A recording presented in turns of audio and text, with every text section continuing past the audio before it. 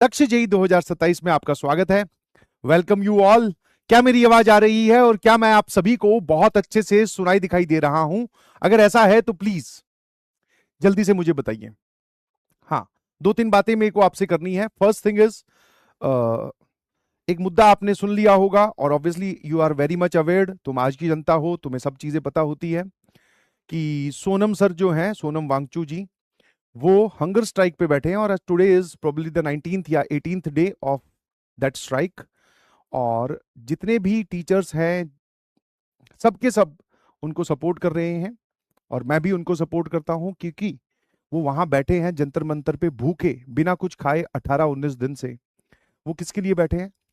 आपके लिए, हमारे छोटे भाई बहनों के लिए, ताकि आगे आने वाली जो जनरेशन है उसको कभी भी पढ़ाई में कोई दिक्कत महसूस ना हो, उनके टाइम पे कोई भी पेपर लीक ना हो, फेयर चांस सबको मिले, मेहनत करने वाले को सीट मिले, मेहनत करने वाले लोग डॉक्टर बने, इंजीनियर बने और आगे चलकर इस देश की कमान संभालें।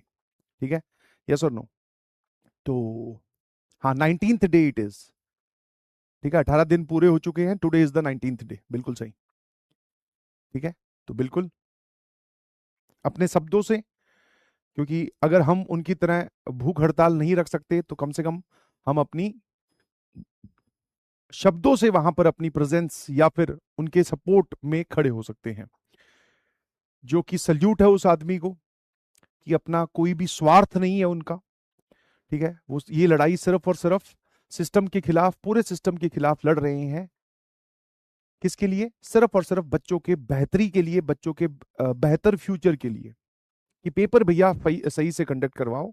और मेरे ख्याल से गवर्नमेंट को, वैसे तो गवर्नमेंट जो चाहेगी वही करेगी, जो उसको समझ में आएगा गवर्नमेंट को।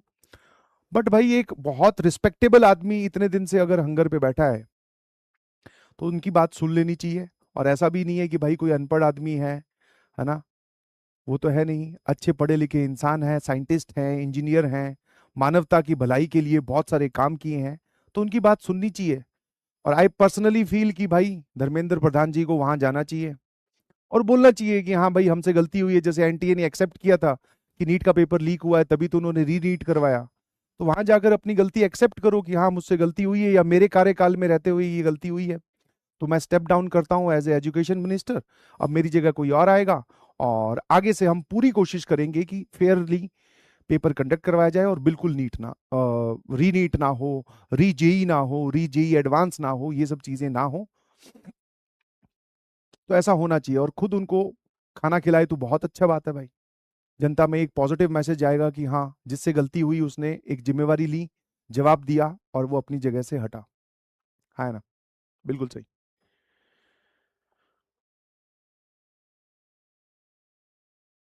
हाँ, स्टेप डाउन का मतलब रिजाइन ही होता है बेटा, कि कोई अपनी जगह से हट जाए, कोई और दूसरा आएगा, फिर वो ऑब्वियसली जब कोई दूसरा आएगा तो उसको पता होगा कि भाई पुराने वाले ने ये गलती की थी या उनके कार्यकाल में ये गलती हुई, तो मैं ये वाली गलती मिनिमाइज या फिर एलिमिनेट करने की कोशिश करूंगा और फेयरली पेपर कंडक्ट करवाए जाएंगे। क्योंकि पेपर लीक होना मतलब बच्चों के भविष्य के साथ सीधा सीधा खिलवाड़।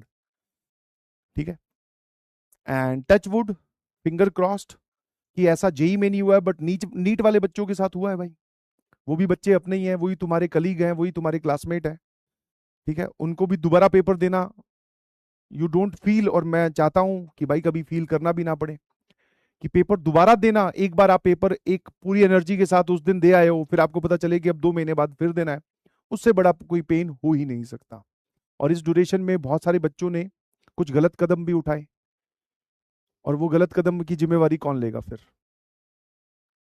तो इसीलिए सोनम सर ने, सोनम वांगचू जी ने, फुनसुक वांगडू ने अगर ये जिम्मेवारी ली है, ठीक है। हाँ, मेरे लिए फुनसुक वांगडू जो है वो सोनम सर ही है, आमिर खान नहीं है भाई। हाँ, है ना? बिल्कुल सही। हम्म, ठीक है। हाँ,